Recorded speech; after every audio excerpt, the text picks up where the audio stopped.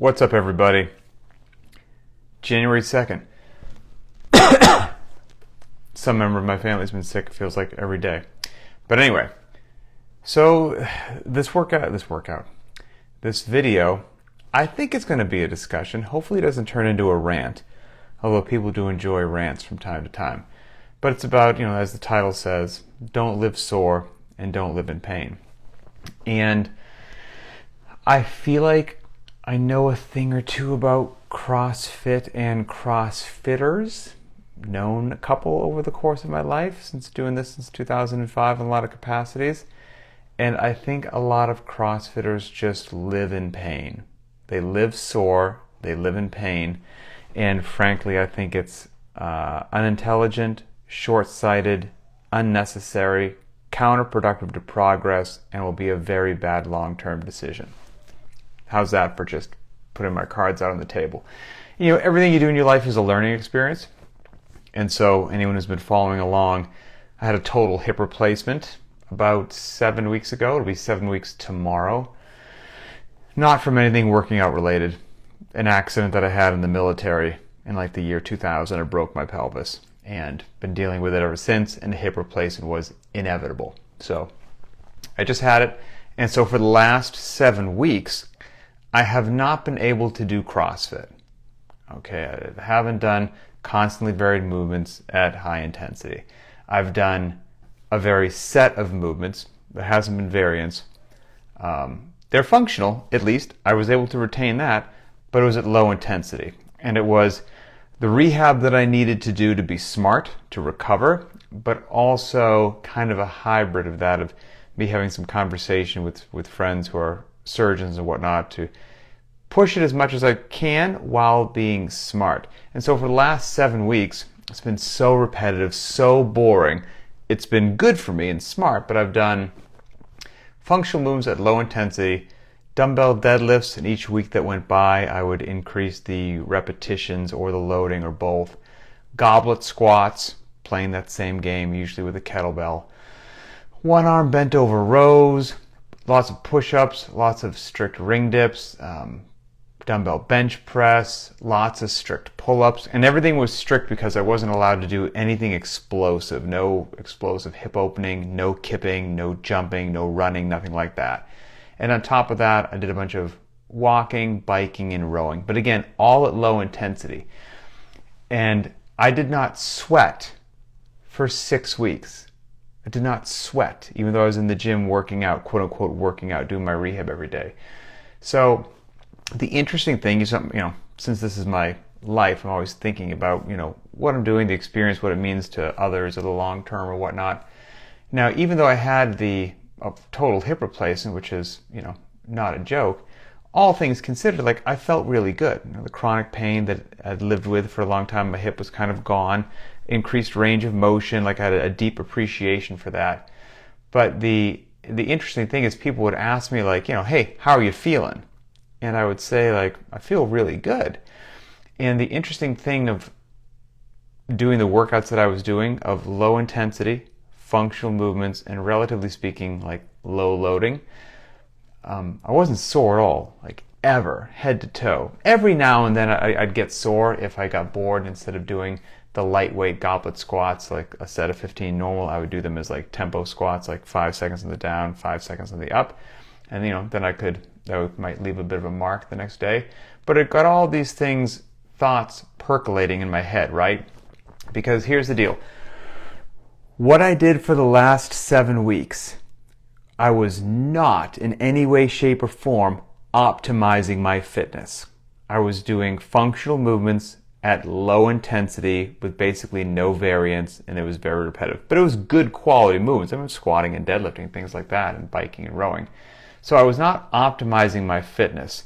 Even a mediocre CrossFitter would just destroy me in any sort of a quote-unquote fitness competition. But here's what I think a lot of people don't realize. Even though I wasn't optimizing my fitness, I have absolutely no doubt that if I never did CrossFit ever again for the rest of my life, never did powerlifting, never did Olympic lifting, never did any of that stuff, I would not be optimizing my fitness, but if I just did those rehab things forever, I would be perfectly fit for life. And that might shock some people. I don't think I would cross anything in my path of daily normal life that I wouldn't be prepared for by doing light to moderate goblet squats, light to moderate deadlifts, a ton of strict pull-ups, dumbbell bench press, rowing and biking. Because the funny thing is, and God bless them, again, I'm rather familiar with CrossFitters, most CrossFitters live in a either like a Mission Impossible movie in their head or some sort of like fantasy where they think they're training, that they're secretly in like Delta Force or SEAL Team 6, or they have this incredible physical exertion task that's going to face them. Where in actuality, most of us don't. Go for a hike, take care of your yard, shovel some snow, you live your life, you do all these good things, right? And yeah, okay, you want to do some fun things, I get that. But point being, most people are walking around with way more physical capacity than real life will actually demand. And there's good and bad to that, right? Like, you got excessive capacity, then as you get older and you start to, decrepitude settles in, well, the more area that you have under the curve, then the longer you'll be able to be fit, fast, and strong, even those things deteriorate. Trust me, I understand all those things. But there's a caveat to that, right? And that caveat to that is, I think that if what I was doing with rehab exercises didn't optimize my fitness, but I think I'd be fine for the rest of my life, and then there's, ultimately optimizing your fitness and you're like trying to train for the games or something like that, but that also comes with a cost. I know a lot of games athletes as well. It comes with a cost of surgeries, back aches, tears, pulls, strains, overuse injuries or whatnot. Well, that doesn't sound great either, right? So I'd like to find some sort of a middle ground that isn't this repetitively boring functional movements at low intensity that I've done for the last 7 weeks for rehab, and it isn't this unnecessarily chasing an unrealistic fitness goal that you don't really need, but because you think that you need it, you exert or expose yourself to loadings, volumes, and intensities on a regular basis that actually in the long term aren't doing you any good. Even though you're fit right now, you're just beating the stuffing out of your body and your central nervous system that down the road isn't not going to be your friend. Whereas somebody that ideally had found a wonderful middle ground of pushing your limits, optimizing your fitness in a way that's intelligent while respecting your knees, back, and shoulders, and now you've got this incredible fitness, this incredible work capacity that will serve you well in anything that you will do, but you're not beating up your knees, back, and shoulders, but you're not just doing lazy, boring stuff as well. That glorious middle ground, which is a moving target, by the way, that's where we try to live at Linchpin.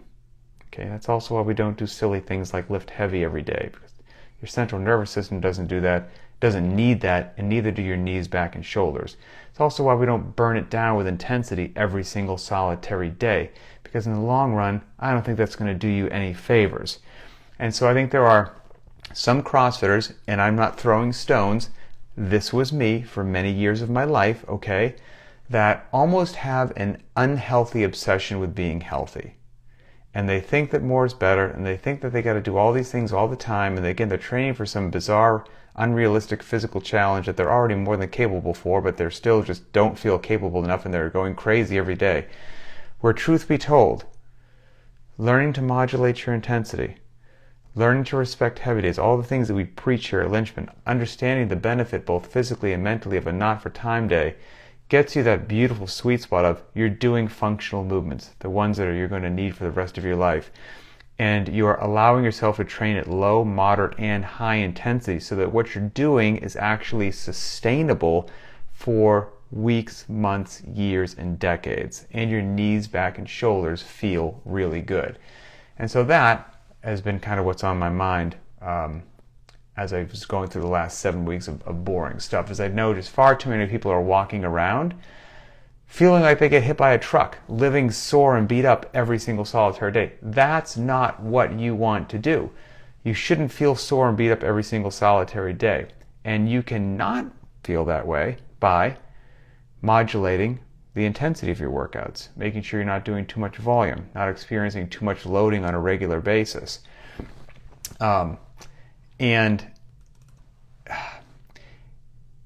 this reminds me also of a conversation that just got posted recently on Very Not Random, where Adrian and I talked to an orthopedic surgeon. His name's Dr. Sean Rocket. Really, really great guy. And he was saying, and a CrossFitter. And the conversation that we had him on for was a question about, I think it was arthritis. But he was saying that in general, especially with joints, shoulders, backs, knees, hips, things like that, that so many CrossFitters are doing way too much, way too often, way too much loading, that they have these aches and pains or these little micro tears that just nag them on a regular basis, and these CrossFitters just deal with them every day, but they never get any better because there's some unhealthy obsession with being healthy in your mind, and you won't allow yourself to actually stop and rest. You won't allow yourself to actually lower the intensity for a day, lower the intensity, the loading for a day, or heaven forbid, a week or two, because you feel you're just going to lose all your gains. And oh my goodness, the next time I deadlift, it won't be as much as it was. But if you have these little aches and pains, and you've had them for a long time, you're just a recreational athlete. You shouldn't feel like that as a recreational athlete that's just trying to live a healthy life. There is some degree of walking around feeling like that if you're a professional athlete. If we're watching you throw down at major competitions, if you pay your mortgage with the level that you exert your body and things like that, that's not most of us. So you shouldn't walk around feeling like that.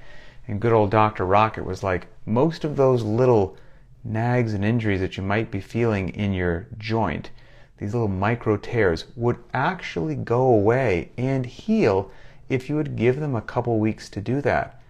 But most people won't do that. They won't stop, or you don't even have to go full stop. Just rein it in a bit.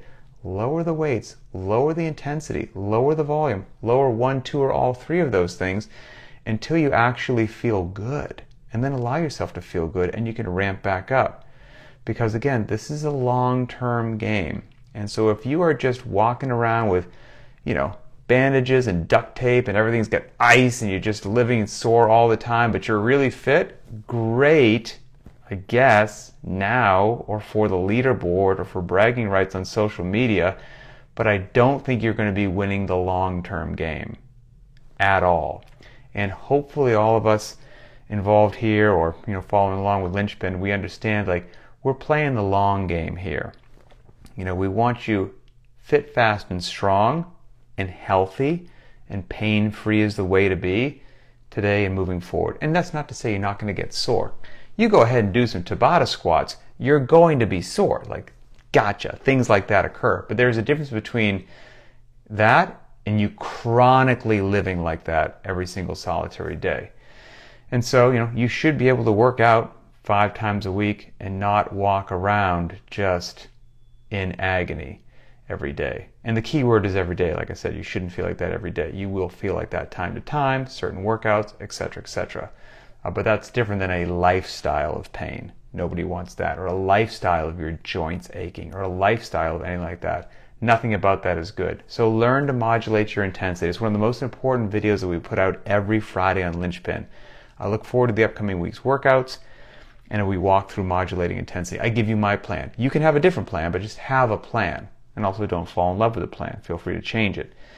But I post that in the private Facebook group and in the squads feature on BTWB in the Linchpin app, the Linchpin squad in the BTWB app.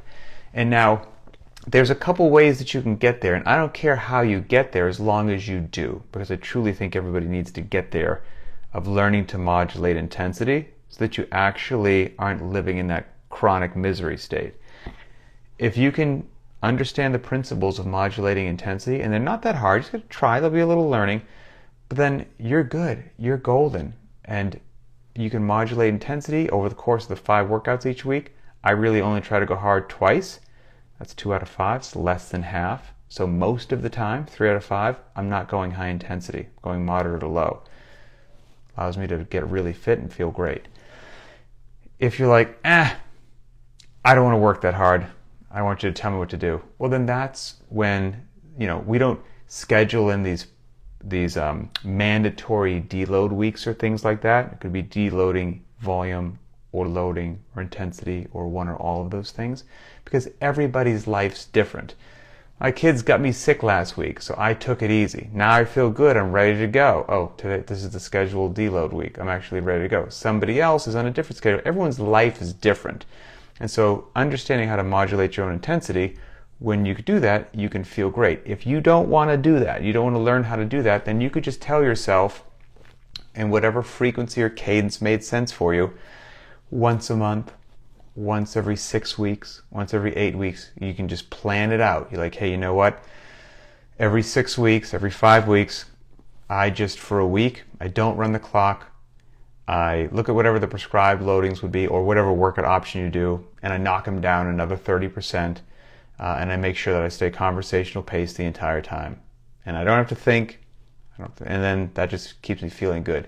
But whatever path you choose, whether it's learning to modulate your own intensity or scheduling just something like that on your cadence, you should do it, whatever it is, because walking around like a truck hit you, that's not good for anybody. So yeah, we're interested in the long-term health of your body. So that's it. Hopefully that helps everybody. I think that was more of a conversation, not a rant, right? So enjoy it. Nobody should walk around living sore and in pain. Have a great day, and we'll talk later.